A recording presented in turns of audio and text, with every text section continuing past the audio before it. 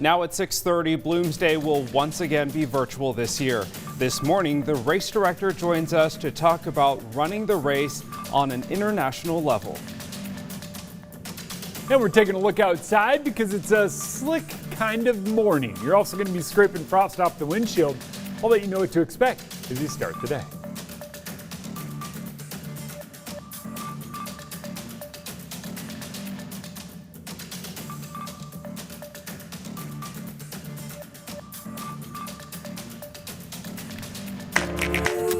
Up with KREM begins now. It is 6:30 on your Friday morning. We have a sad ending tonight for the man that brought many of us joy and knowledge over the years. Tonight is the late Alex Trebek's final recorded episode of Jeopardy. The beloved host died in November after battling pancreatic cancer. Trebek hosted the show for 37 seasons, and Variety reported that Trebek's latest episodes were taped just 10 days before his death. Now, before his passing, Trebek said his final words on the show would be, "And until we meet again, God bless you and goodbye." Wow, how emotional. I think we're all going to be watching it tonight. I know a lot of us are fans of Jeopardy, but Tim, very emotional stuff. Yeah, very emotional. You know, I'm so glad that he did record these episodes, though, because I know it was very shocking, obviously, to Jeopardy fans. So we're glad that we get to enjoy him for one final show. Yeah, I mean, every little thing about the guy just comes together to make him such a great human, even like the little stuff. Has he ever mispronounced a word in his entire career? If he did, I guarantee you they cut it out. They're like, we are not going to show him mispronouncing a word. If this is the man that Alex Trebek is to all of us, the man of such knowledge and genuineness. Yeah. TV icon, that's for sure. That's right. For sure. All right. Well, guys, it's time for me to mispronounce basic words and do our first weather. Here we go. Let's get you out the door and let you know what to expect, because this morning you're going to encounter some frost on your windshield if you parked outside. Once you get in the car, you start it up, you're going to go, whoo, it's chilly, because it is the coldest we've been so far this year. 30 degrees in Spokane early on this morning, and pretty close to there across much of the inland northwest. A few locations dipping down below freezing now. So get ready for a chilly start to the day. We had some moisture, and the frost on your windshield is also frost on the roads in some locations, and a little bit of freezing fog has also added to that. So some are encountering slick spots as they start the day. We got to wait for the sun to come up, some cars to get moving on the road to melt some of that frost, and hopefully we can get that going. Some patchy fog, we're going to keep an eye on that for you, but know that clouds are moving in. So if you missed out on the moon, bad news. The clouds are kind of taking over now. Those come ahead of our next round of showers. You can see those moving through the basin, but look what happens as they make their way toward Ritzville and start scooting toward us. It kind of falls apart. Most of that moisture sticking to some higher elevations. The Palouse might squeeze out a bit of a slushy mix at the end of it. We might squeeze out a light isolated shower, and that's really going to be about it. What you need to know is that temps slightly cooler than where they've been, but we're still well above freezing later on this afternoon. Tim? All right, Jeremy, thanks so much.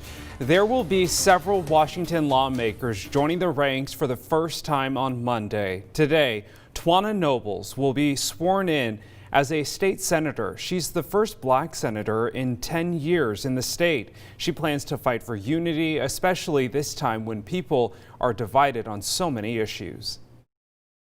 Being the only current black member of the state Senate in the first in 10 years, it simply means I have a great responsibility. On the new role, Nobles has to leave her current one as the president and CEO of Tacoma's Urban League. She says she helps the community with housing and healthcare, education, and unemployment. Inching our way towards 6:34 now on the dot, and the 25th Amendment is still trending today as more and more people are calling for it to be invoked. This morning we wanted to explain how the amendment actually works for you. So first, Vice President Mike Pence and a majority of the 15-member cabinet would have to declare the president unable to, quote, discharge the powers and duties of his office. At that point, the president can react. If he refutes the assessment, which is what is expected right now, the cabinet and vice president would have to make their case to Congress. To remove the president and put Mike Pence in power, it would take a 2/3 majority in both the House and the Senate. And since Congress has 3 weeks to vote, it could be a moot issue considering Trump has only 12 days left in office. So what would it take to actually invoke the 25th Amendment? Well, the vice president and the majority of the cabinet members would have to vote. Pence would then become acting president. But again, the president can't object. That would force Pence and the cabinet to vote again within 4 days in order to kick the vote to Congress. The House and the Senate then have 21 days to decide. Both would need that 2/3 vote. Otherwise, the president resumes his duties for the final days of his term. Dana Marie? Well, for some, video games are just a hobby, a pastime. But for one local professional video gamer, he took his skills beyond the screen and was given an opportunity of a lifetime. My sister told me when I was about 2 years old I beat my first video game. Being the youngest out of 2 sisters, I got left out a lot, so I kind of clinged on to gaming as something that I could do to have fun.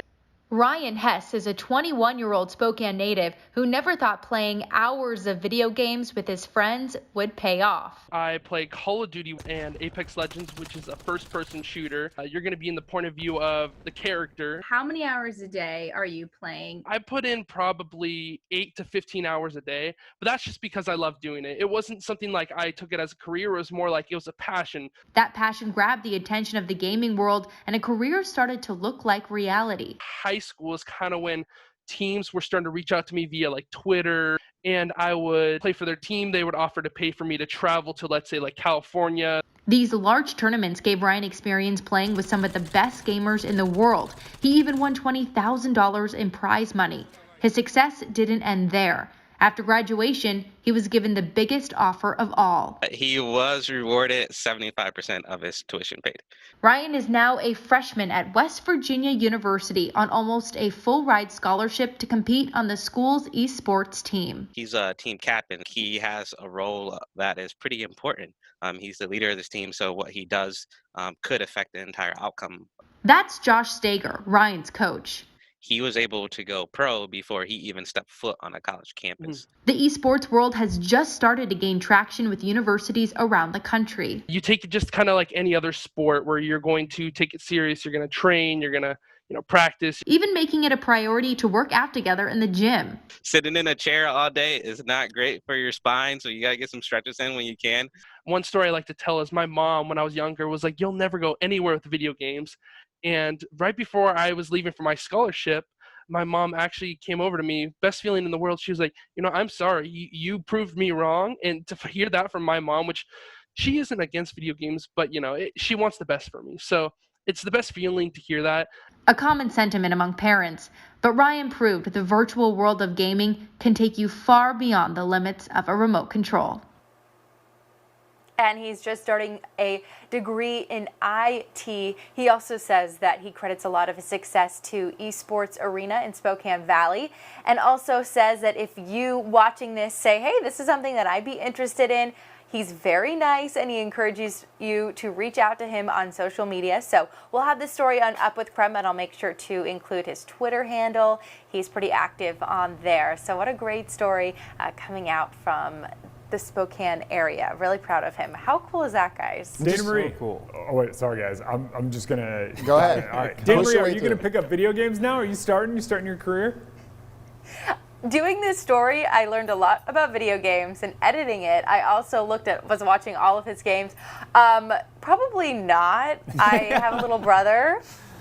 Okay. And I've been introduced to them, and I get kicked off every single time. I have no future. I was going to say, I was just trying to think where I'd fit in 8 to 15 hours of gaming in my day. That's right. That's wow. Yeah. But it earned him a scholarship, which is pretty incredible. Yeah. Yeah. All right, Dana Marie, thanks so much. Just about 6:40 here. Coming up, we're talking to the Bloomsday director live here on Up with KREM. We'll be asking him about registration numbers, the virtual race that was announced last week. We'll have that coming up after the break.